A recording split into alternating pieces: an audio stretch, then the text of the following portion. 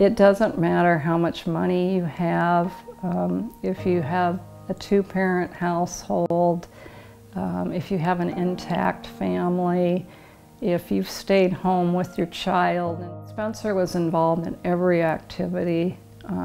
He was in every sport. He had every opportunity, and that wasn't enough. Spencer was born on May 4th, 1988, and he was just a really happy, very active child. I had quit my job at Boeing to stay home with him. He had tons of friends, neighborhood friends. We thought he was very active, and we'd taken him to a psychiatrist to have him evaluated for ADHD. They diagnosed him with that, and so he kind of started his course on taking prescription drugs. He was given Adderall. He didn't really like the side effects from that, but it seemed to help him, so he took that for a while. And then sophomore year, he was having a hard time getting up in the morning, either just not wanting to, didn't have the desire, and was showing some signs of depression. So started on some depression medication, and then started kind of experimenting some of his prescription drugs. He had dislocated an elbow and was put on OxyContin, and he decided that that was a feeling that he really liked. He graduated, went on to WSU. He had a rough freshman year, but which we kind of thought was normal. Probably wasn't really ready for college, but you know, his friends were all going. He felt like that was just the next step in life. He wasn't doing very well, so we decided to take him out of school. Then started looking for maybe another college, thinking, you know, something out of state or just a change of pace might be good for him. We sent him to a school out of state. We made some surprise visits down there and found out that he was, at the time didn't know what it was, but found in his apartment a lot of foil squares, a lot of soot like in the apartment. So kind of approached him about that, and he was pretty open. We had a really open relationship where he would share some of the things that he was doing, because it really scared him.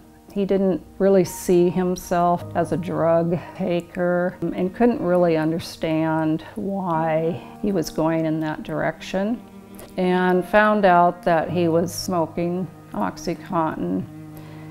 So when I was there visiting, I had started going to some hospitals and looking for some treatment centers. So it was totally foreign to me. I didn't really know, you know, what to do or, you know, why he was doing this. And so we ended up putting him in a treatment facility for 28 days and thought, you know, this was going to be it. You know, he'd go through that treatment, made several visits to him, and things were going really well. So very hopeful that this was the cure. He got out. He was very thankful that we had sent him because he knew he was on a bad path. He withdrew from school and came home and was doing fairly well, and decided he really wanted to get back to school. He really wanted, once again, to prove to himself and his friends that he made that, you know, he could do this and he could graduate. He started getting back into drugs and then moved to heroin, we found out. And so we'd put him in another treatment here in Washington. Kind of the same thing. He was always a model patient when he was there, but once he came out, there was nothing at the time that we knew of to kind of guide him through those, you know, hard times once you come out of treatment. He had gone to therapy and had seen a psychologist, and nothing was just really working.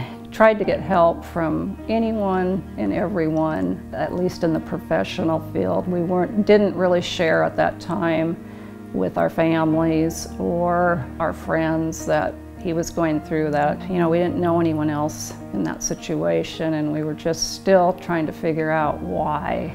You know, why was this happening? You know, what had we done wrong? Ended up taking him down to Harborview.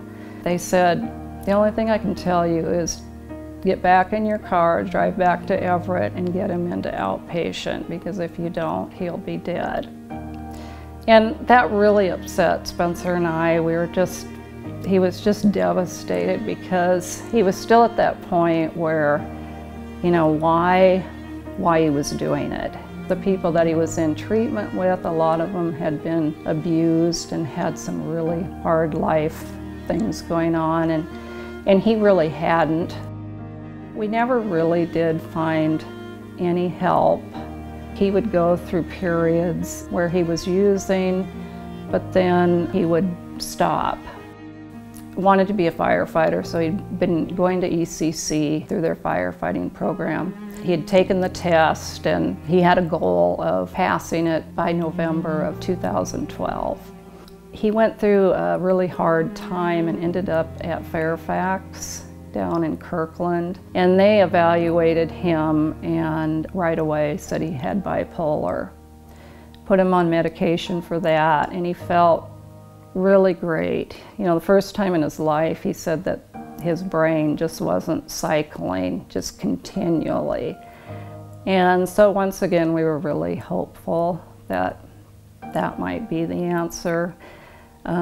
Very hard time finding someone after he left Fairfax to be his psychiatrist. About 3 months later, he decided that he didn't like the side effects and that he was going to go off the medication. I just remember the sinking feeling at that time, thinking, you know, not a good idea, but he was 24 years old. He decided that he was going to do it with exercise and eating. You know, he was just going to try to live a really healthy life. Within about 3 weeks, he was really depressed and wanted to take him to the emergency room, but he didn't want to go. He ended up leaving that night, and we didn't know where he was, but, you know, assumed he probably had gone back to using drugs.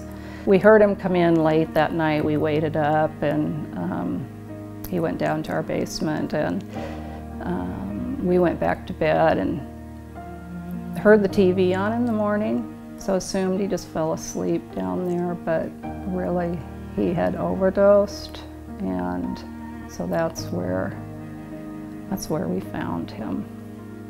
Yeah. Something you just cannot even imagine. Yeah. Even through all that, you know, it was always on our mind that it could happen, but just, you know, never thought really or hoped it would, so, yeah. Not a lot of people knew that he was using drugs, so we didn't really tell how he had died right away, and just decided that with all the news and publicity and everything surrounding heroin, that just really wanted people to know that it can happen to anyone. This is a disease that just is so hard on the families, that it's a really awful disease that changes the person.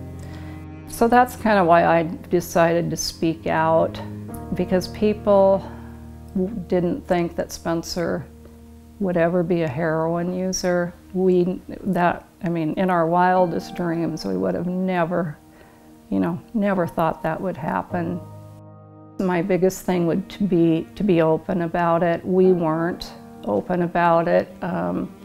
It wasn't that we weren't out trying to find resources, but maybe if we'd been open, there might have been other people that were going through those same things that we were.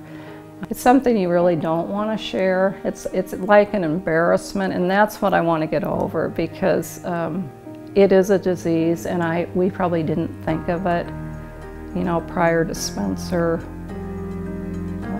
having this, but we definitely know. We knew with him that something was there that he could not control.